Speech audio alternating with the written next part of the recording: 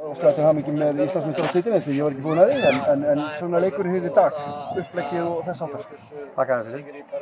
Ég held að leikur tveggja góðra markmanna. Þeir bæði Gunnar Níelsen og Robbi voru mjög góðir í þessum leik.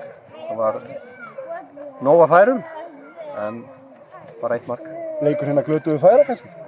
Hárrétt. En svona þessi vika, þetta er búið að vera svona öðruvísi vika ekki en venjulega? Já, sko, ekki æfingarlega. Við æfðum ekkert í vikuna. Jó, við verðum ekki hægt áfram að æfa. En þú veist hvað ég er að tala um? Já, ég meina þetta. Fögnum við titlinum á mánudaginn en við verðum að halda áfram. Og þessi leikur var ekkert sérstakur af okkar hálfu.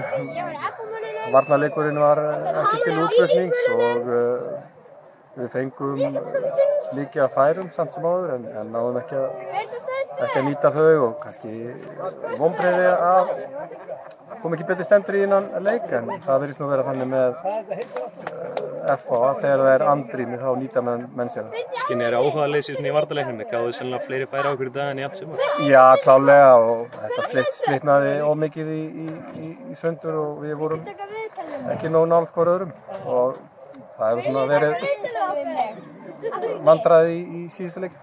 Höddi haltraðan að velli eitthvað alvarlegt? Ég bara hef ekki hugmyndu það, Róbert á bara eftir að skoða hann og svo meta við stöðum. Takk.